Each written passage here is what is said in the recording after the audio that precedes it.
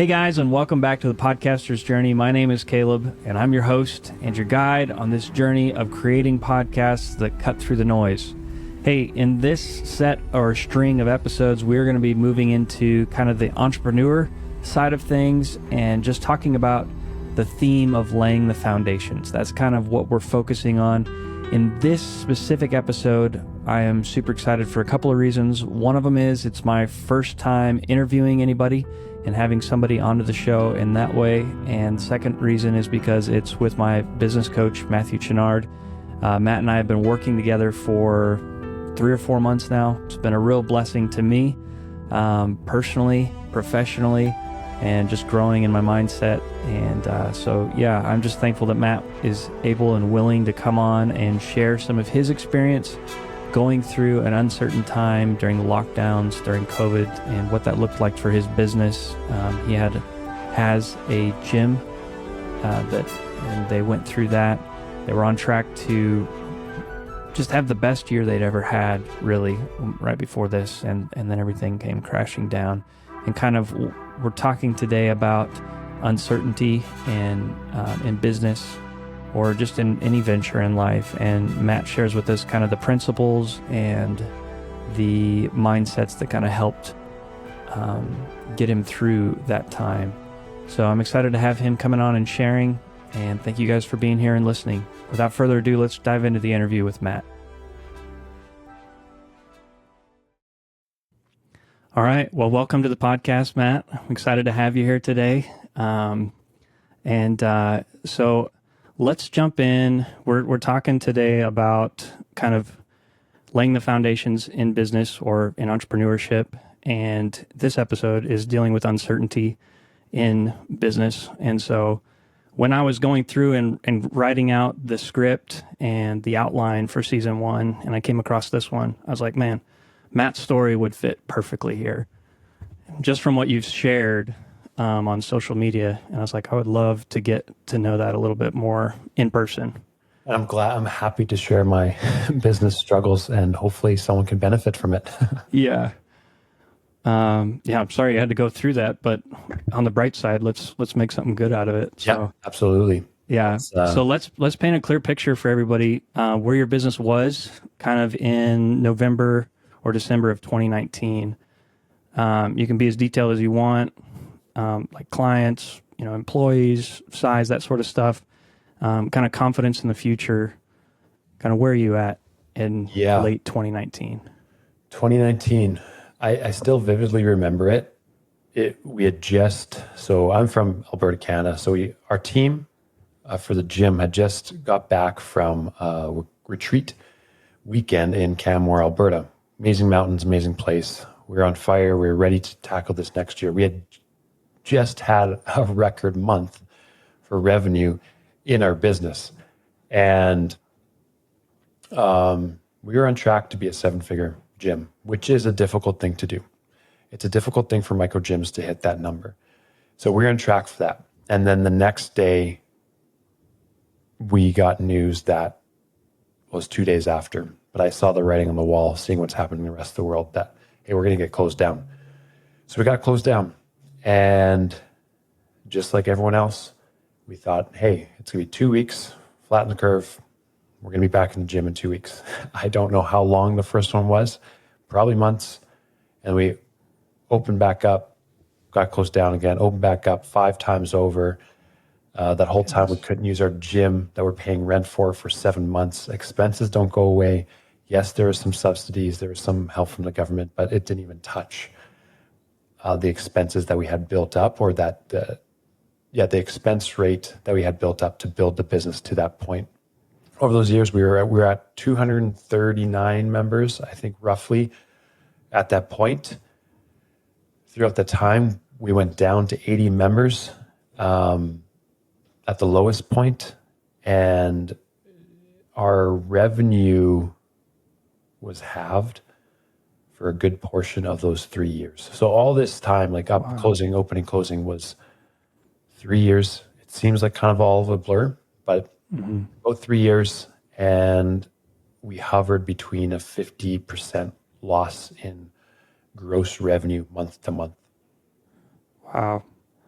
Man. So you're coming, well, let's back up a little bit. So you're the end of 2019. When did things kind of start closing down for you guys up there? When did you see that writing on the wall up there? It was March. Okay. Was it 2019 or 2020? I think it might have been 2020. March 17th was the first closure. Okay. So let's back up a little bit to like late 2019. That's when you had the record month. Yeah. And like first quarter, January, early February, things are going really good. Yep. Yeah, things are going really good. The team is in sync. We have 7+ different offerings in our gym that are going really well. Everyone's excited. Everyone's optimistic. And things are looking up and projecting that we're going to continue to grow as time goes on. So your confidence in the future is super high. You're like, this is amazing. Yep. Things are going to be great. Yeah, my finite plans were written on the wall. Like, this is what's going to go like. Not so much. Yeah. Man. And then COVID hits, and it sounds like your experience was kind of like mine in my teaching business. Kind of mid-March, you start using things like out of an abundance of caution, and you're like, this is just not good. No. Yeah. And how's your confidence in the future at that point? Like, you said that you're like flat in the curve 2 weeks. Is that kind of where you're at that point? Yeah, at that point,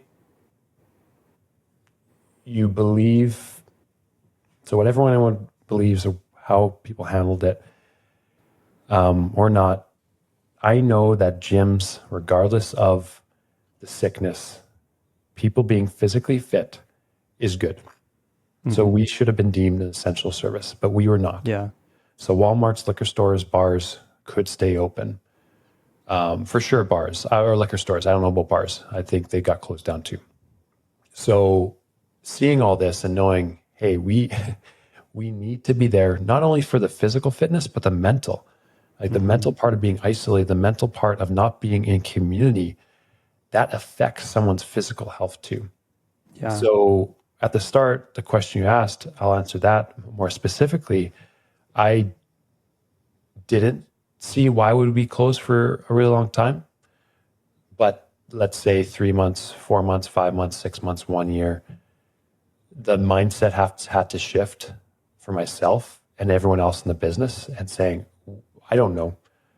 I don't know what this is going to look like. I don't know when this is going to change, but we can't get fixated on what we can't do. We have to start looking at what we can do. Mm-hmm. And it's going to be a resiliency test and just keep adapting, keep moving and stop focusing, like not get resentful as best we can and just focus on who we can help and how we can help them. How was that journey kind of trying to make that mental mindset shift of trying to stay positive? When did some of that like maybe like negativity start to set in for you and that sort of stuff? So I would say the negativity was a constant battle. And I don't know who I heard this from, but this idea that we have to speak truth to our hearts, because oftentimes our hearts actually aren't very truthful. Like we like to make stories in our heads and our minds and our hearts. So I would practice speaking truth. So going to the Word, reading the Bible, spending time with the Lord and saying, what is true? I don't know if it's true if we're going to be open up in 6 months, 1 month, 1 year. I don't know. What I do know is true is God is good and his purposes are, he has everything planned out. He's in control. Mm-hmm. So that's what I would take to heart and say, if that's true, which I know it's true, all I have to do is take one step at a time and focus on what I can control. Because I do know that this is the biggest mindset shift I had. I am not going to do anything productive by focusing on negativity or the fears of what could happen. And you would see it over and over and over again. People would get caught up in that, even if their fears and frustrations and negativity was valid. They would get caught in that. But what that does is it inhibits you and prevents you from actually taking action on what you can control. So I had many sleepless nights and thinking like, are we going to have a gym next week? Mm-hmm. I don't even know what the first process of bankruptcy is. And I would never think I would even think about that word in my head before, because I think I would have everything under control. And just almost feeling a sense of peace, knowing that I'm going to do everything I can. And if it's not God's will that we're here at the end of it, so be it. But I want to make sure I can lay my head down at night and saying, myself and the team have done everything we can. And if it doesn't work, then at least I can say we tried our best. Yeah.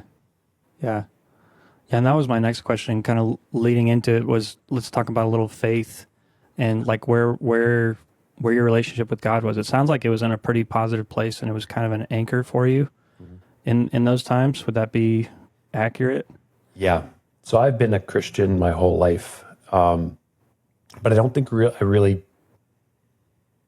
understood what that meant. Like I had a deepening my faith throughout the years, but I got much closer to God through this process because I no longer could rely on my own knowledge. I no longer could rely on my own capabilities or talents. It's one of those, besides going through injuries and things like that, but I know injuries heal most of the time. I've never gone through something like this where I literally cannot do anything. And I think sometimes as Christians, we can get caught up in the thought of, I'm going to let this go to God. And then that means I'm going to receive back, right? If we're talking about testing our faith or building us, we can almost think, even if we don't say it verbally or out loud, we're going to receive back because we've gone through this trial. But that might not be the case, right? And you think of the story of Job, I think people often oversee that. Yes, he got double or whatever it was afterwards, but that was not the idea of that book. The idea was that he kept asking why to God, but God never answered why. He said, I am God. I created this. I did this. Were you there then? And just the awe and submission and surrendering into that, because we can ask questions. We definitely can ask questions. We can struggle. We can feel grief. We can wrestle with things. But then having that knowledge and saying, okay, do I actually believe God is the creator of everything? And if that is true, then what am I so worried about? Yeah. Yeah, it's so easy to lose that mindset in this world, especially when the world kind of paints this picture that it's such a scarcity mindset here on earth. I was listening to a Bible Project podcast this last week, and they were rerunning an old episode about generosity, and just they really paint the picture of how Jesus, like I think it's the Sermon on the Mount or something. He's talking about how the birds of the air don't worry about things, and the flowers of the field don't worry about dressing themselves, and verses like Matthew 6:33, like seek the kingdom of God first, and everything else will be added to you. And then I think it's in Psalms where a cattle on 1,000 hills, God owns all that. Right. So it's so easy for us to get caught up in the scarcity mindset and what society tells us, like there's not enough for everybody here. Right. But in reality, like God is a generous God, and I believe there is enough for all of us here. Yep. So how did that play into your experience as you were going through all this with the gym? And like, I'm sure you guys had employees that you had to pay, and like they're looking to you to provide for them, and you're trying to provide for your family as well, and you're looking to God, trying to lean on Him. Like, how does that kind of worldview, the biblical worldview of generosity and abundance, play in during this kind of a crazy time like that? My perspective on what abundance means, I would say, drastically shifted. There is plenty of material. There's money, there's food, there's all these things. But abundance and prosperity in terms of spiritual health, right? Saying, I have access to comfort for my fear now. I have access for peace through my anger now. And I don't know when that money will come back, right? Because we're still going through the process of building back from all the time. I guess it's going to take years and years and years. And I don't know when that's going to be, but I'm going to live in a way in abundance instead of scarcity. And I'd like to think of the idea of having open hands. And open hands can both receive and give. So if I didn't create anything in this world. I didn't create my talents. I didn't create my gifts. I didn't create money. Yes, I work for those things, but God created everything. So when I say I built a gym, I stewarded a gym. He gave me an idea. I worked, and he helped me through that. So if he doesn't, like, it's not something I should have anymore, then I should have open hands with that. So I think that's where the abundance mindset comes in, is because closed fists can neither give nor receive, right? So if I earn this money, or if I earn this business, if I protect this relationship, well, was never mine to own and keep. Quote unquote, yes, I own my house, but God enabled people to have skills to build the house. And he enabled me to provide money, or he helped us get money to buy this house, right? It all connects together, where I didn't create any of this, but yes, I can still steward it. So that's where my mindset on abundance would be, is, yeah, there's plenty, and work for it and give it and have open hands. I'm not saying I'm perfect at this. There's definitely some mindset work I have to do around money now, because I would have a physical reaction in my chest going into the bank account. And years later, I still have to pray and think about it before I even go into the bank account, because my mind, even if I know it's not going to drastically change, that experience of seeing it go down so quickly over and over and over again, and seeing the debt load go up and up, I have to work through that. And then again, speak truth, pray about it, read the Bible, and say what is true and what is good. Yeah. No, that's awesome. And I imagine I've just never thought of it from that way, of like the residual of what you're still going through, even now. Yeah, it's a big ripple effect. I would say, I just shot a YouTube video on this. I'm building up my YouTube channel, and I did the math, and I think in terms of lost revenue, not made revenue through those years, my wife losing maternity leave, her losing her job, our savings, all these different things, I think it equaled out to like 1.2 million. Yikes. So it's not a fun number to look at. No. Right? But, and it's not going to come back like that. Yeah. It's going to take time. And that's been something God's really been working on in me, is not having resentment. Because if I speak it plainly, there was a lot of dumb decisions that were short-sighted and not understanding the impact it's going to have on the economy, or people's mental health, or all these different things, or physical health. And when I talk about ripple effect, that's what's happening. It's going to be years and years and years, and even just passing trauma on from generation to generation. So that's what God's been working on in my heart, is I'm not perfect, and I've sinned against people. So why am I looking to other people and saying that I'm better than them? Like, all before the cross, we're sinful. We've all been saved by grace. So when instead of looking to people and how they've wronged me, I need to look to the cross and say, I'm a sinner just like everyone else. And I'm getting that more and more. I'm trying to live that out more and more. And it's becoming more and more true to me. Yeah. And that's another one of those mindsets that's totally countercultural. Yeah. Like the abundance mindset. Yes. Yeah. 100%. Yeah, absolutely. Yeah. So while I was kind of working through the script as well, I was thinking of another Facebook post that I made like 10 years ago when I moved to Nashville. I was trying to be really consistent, and I posted. And one of those posts was this post about sandcastles. I got this image of like all the work we do here on this earth, and like we pour all this energy and time and all of our pursuits or our empire here. And for whatever reason at that time, I could just see how kind of futile it was and how quickly it could just be wiped away.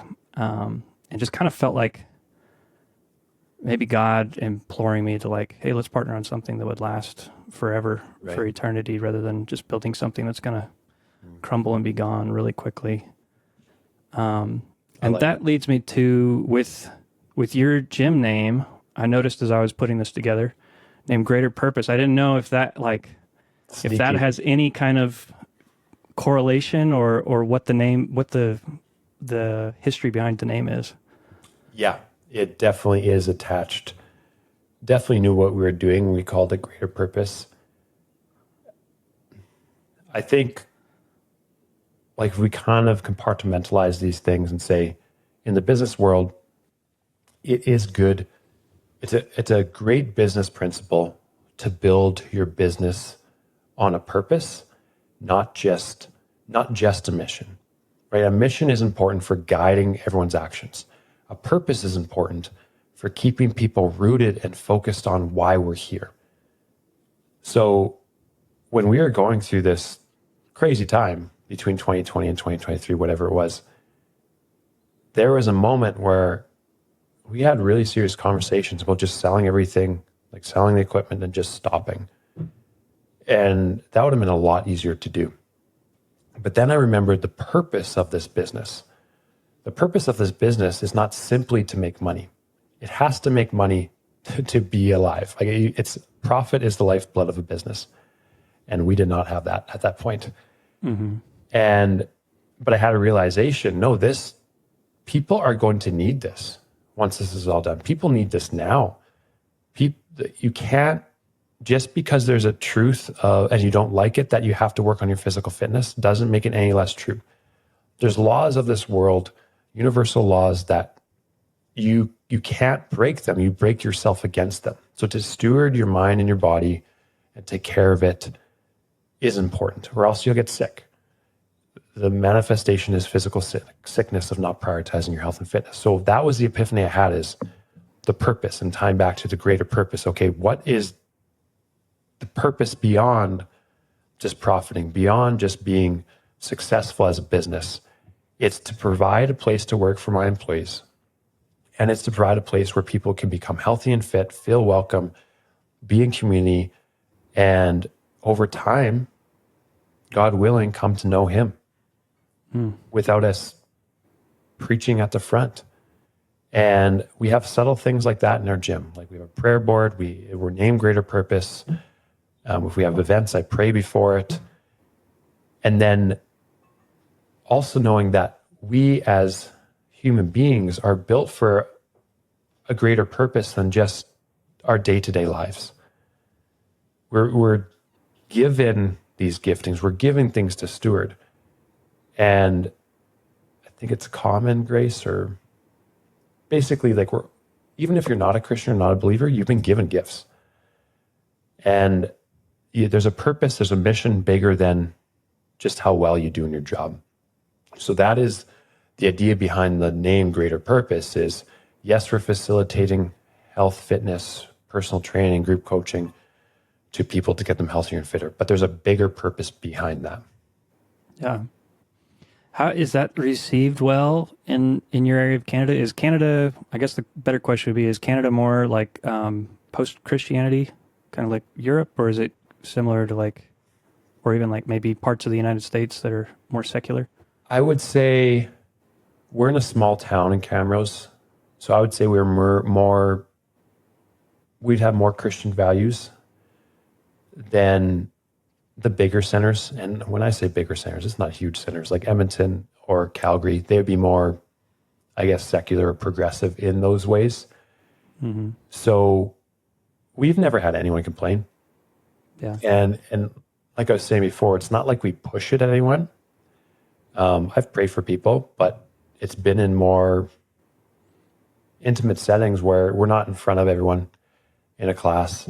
And I don't shy away from, like, I live out as best as I can that I'm a Christian and that the opportunity is there. And if I feel the Spirit leading me, then I'll step into that as best I can. But if anyone has ever had a problem with it, they probably just left. But no one's really verbally told us that. Yeah. Yeah. No, that's cool. I love that you guys are doing that. I think that's living through action, your values living through action rather than preaching, I think is so much more powerful. I think sharing verbally is important, but I think living it out day to day is more impactful probably for people. Yeah, for sure. Yeah.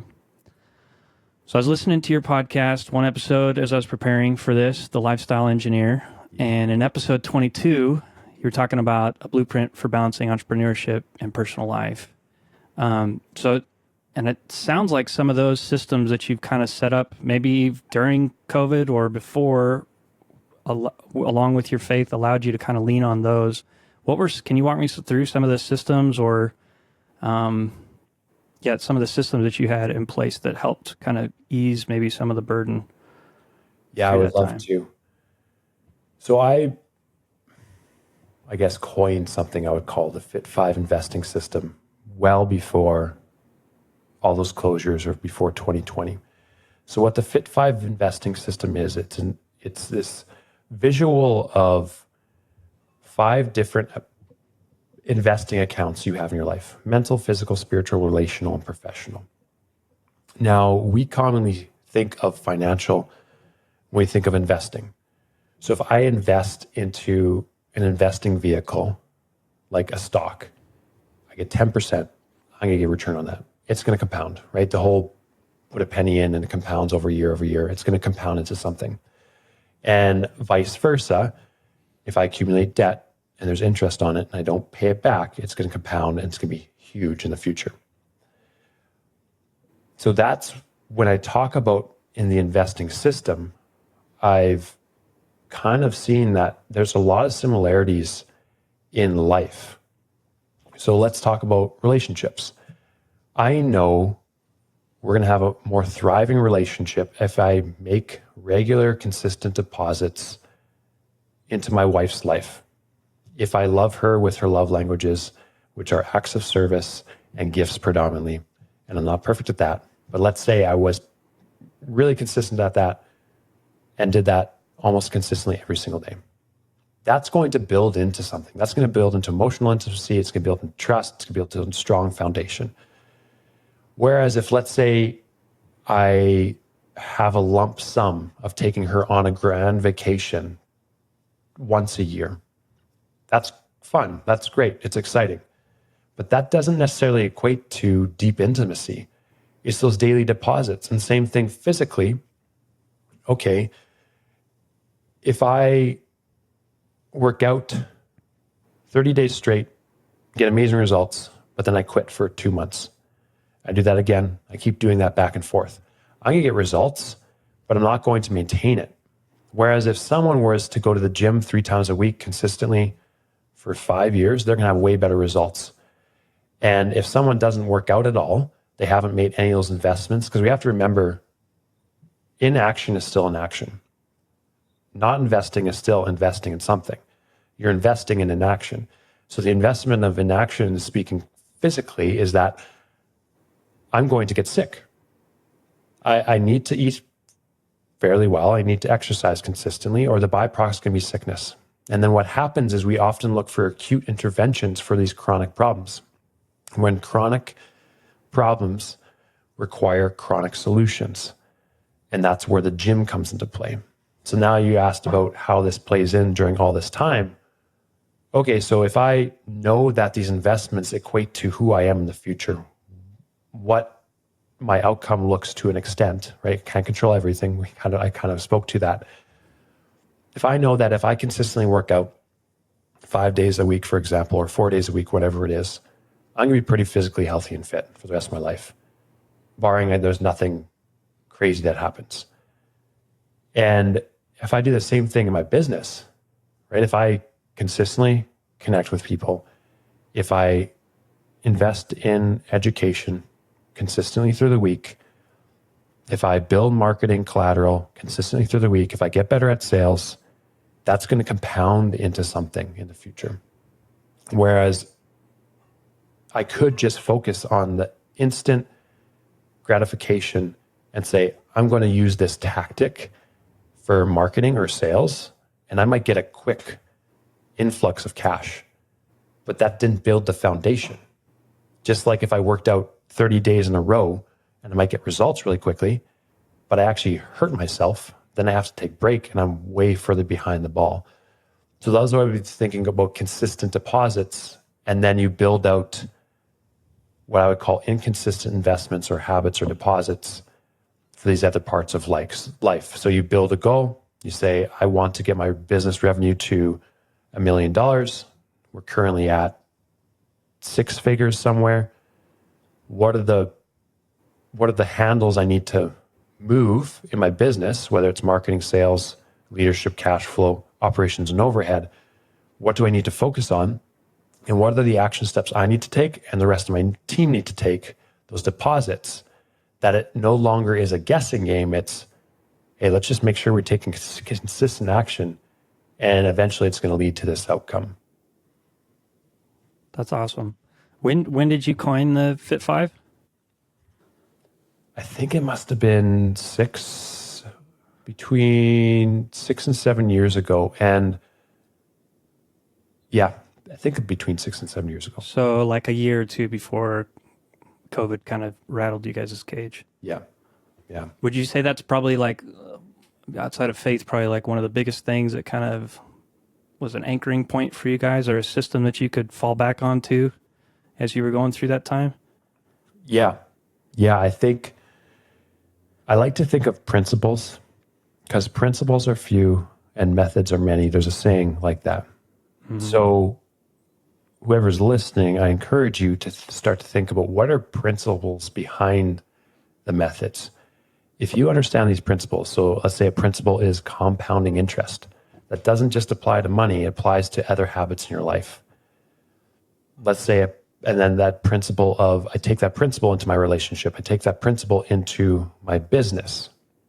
Now, if I focus on these principles instead of focusing on the byproduct of a problem I can't control, we have a better chance of making out of this. But if I were to focus on the problem and be frustrated at the problem being all these closures, I don't have any control of that.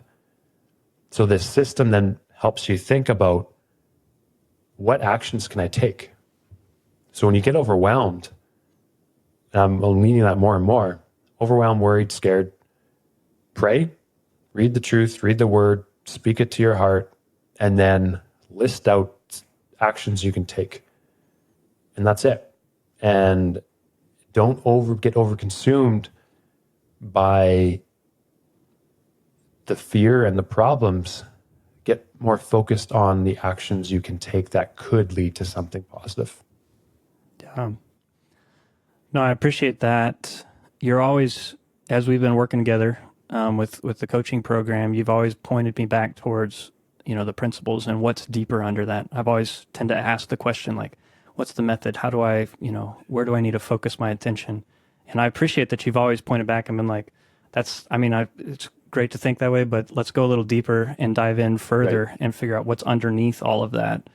And I think that's just a really strong and great place to be focusing on. Because like you said, you can go a lot further with that. Yeah, and I think I can get too cerebral sometimes. I can get too deep into the principle part. And I had a conversation with one of the people in the W Revenue program. He said, hey, these principles are all great, but what do I do with them? Right? What do I do? So a principle example we were talking about is story brand marketing. The principle is that people buy into stories.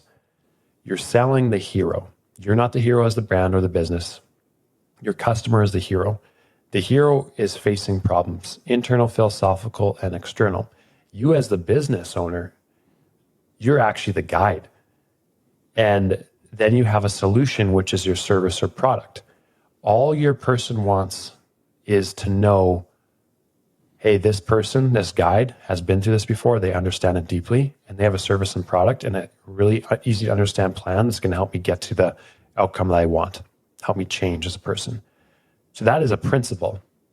So then the method of that would be create marketing, create emails, create posts that align with that invite people into the story. So understand the principle, but then, like the conversation I was talking about, create methods behind it that actually create movement. Yeah. So they're a partnership. You need both of them at some level. Yeah. You do. Yeah, absolutely. So as we're starting to wind down here, if you had to start over or you were guiding someone else through preparing for an uncertain time, either entrepreneurially or with their business or even in life, what would be maybe 3, I put systems, but we could go with principles that you would really kind of direct them towards? Yeah, I think the most important one is deepen your relationship with God, with Jesus. And I was listening to a good sermon today talking about putting on the armor. And we tend to think about putting it on in the circumstance of trouble and turmoil and trials, when we should be putting it on every single day in preparation for these things. Yeah. And I know for myself, I'm sure people would resonate with this too, is we often go to God during struggles and we don't invest, we don't make those deposits in time, in study, and in community outside of those struggles. So the principle, and maybe I'm tying 3 principles together here. The idea of going to the gym is not just to get physically fit for the now, it's to build a hedge against something in the future. Right? If I don't physically work out today, I'm not building a hedge against sickness or something I might have to use my body for in the future. So it's a preparing for those things.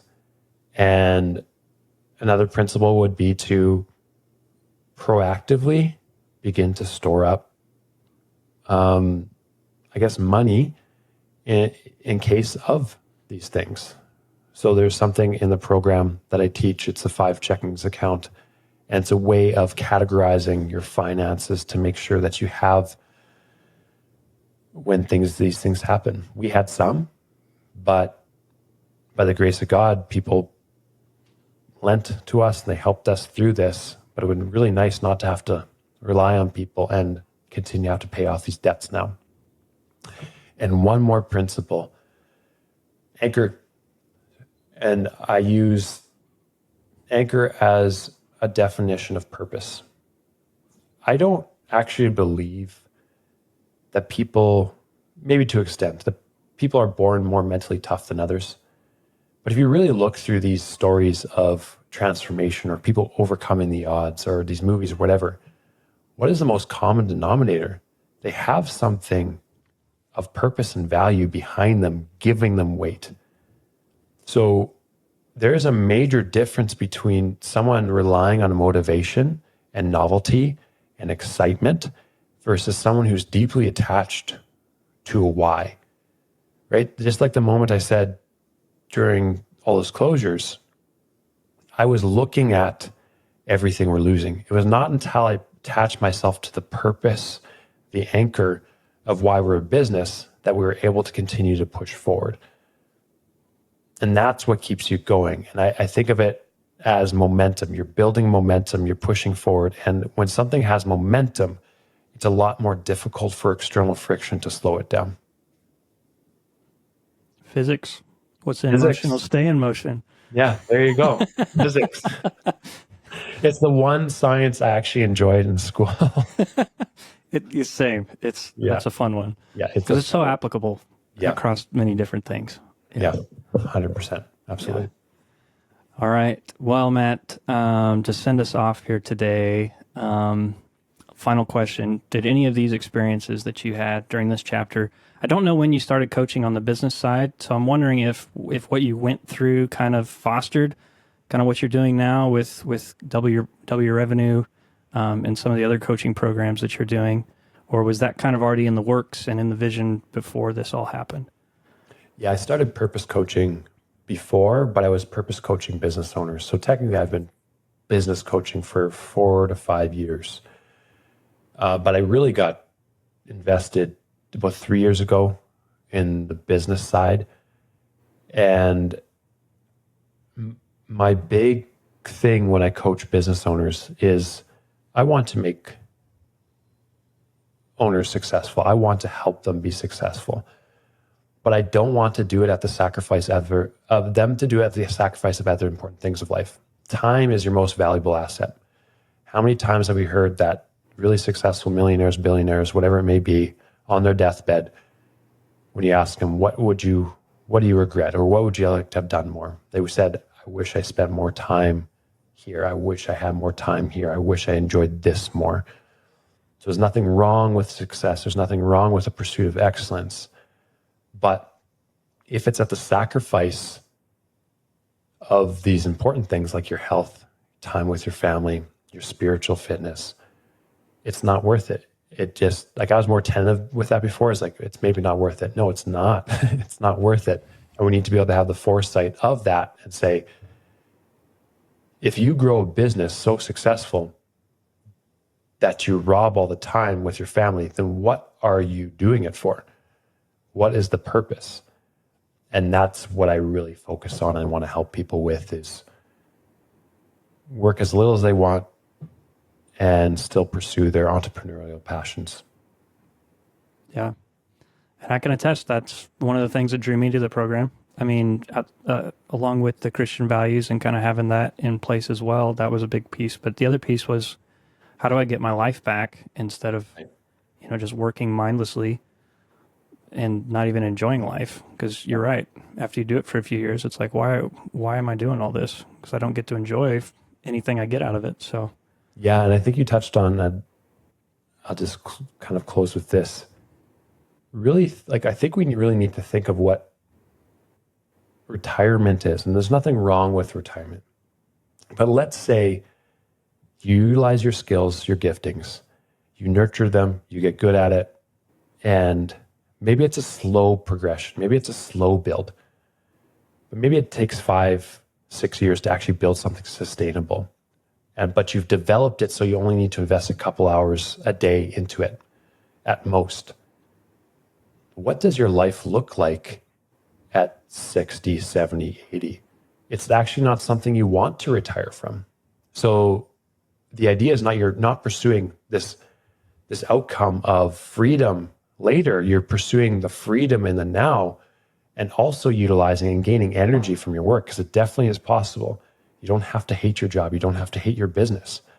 yeah, You just need to have the right purpose and reasons behind what you're doing. I love it, man. Yeah, I've always had that. Like, work should be something that energizes you, not kills you. Yes, So, 100%. yeah, I mean, even in the garden, God put him to work. He said, "Go work the garden." Yeah.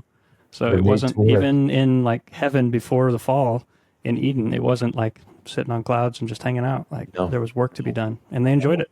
Yeah, utopia So- isn't a thing here on earth. We need to work. Yeah, yeah.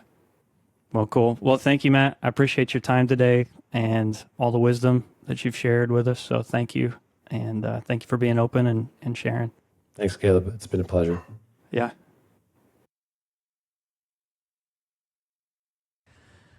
Okay, well, major thank you to Matt for coming on today. That was just an amazing episode, and I hope that you guys got something out of that in laying the foundation, especially in regards to principles for laying that foundation ahead of time before you ever get into one of these uncertain situations.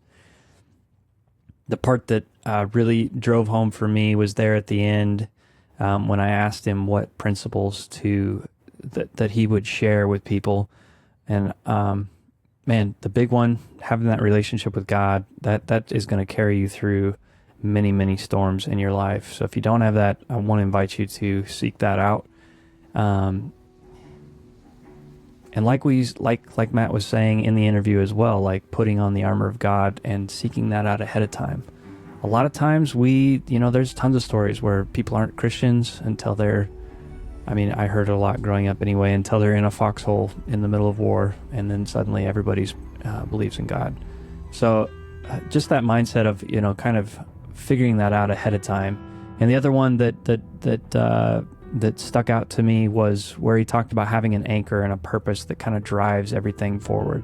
And like he was sharing with his business, they had a greater purpose and a greater mission than just making money.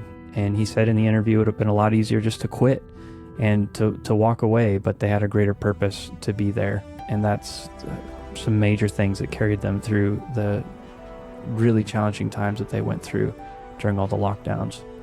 So I hope this was beneficial for you guys today, and I hope that you can take away some things as you're piecing together your podcast, and I'm hoping that this can create something for you to hold on to, something for you to think about, and something for you to strive towards ahead of time before you're ever in these uncertain times with your podcast and with your entrepreneurial pursuits.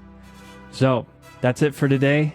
If I usually have a call to action, I don't have a real strict call to action today, other than just to think about these things that Matt has shared.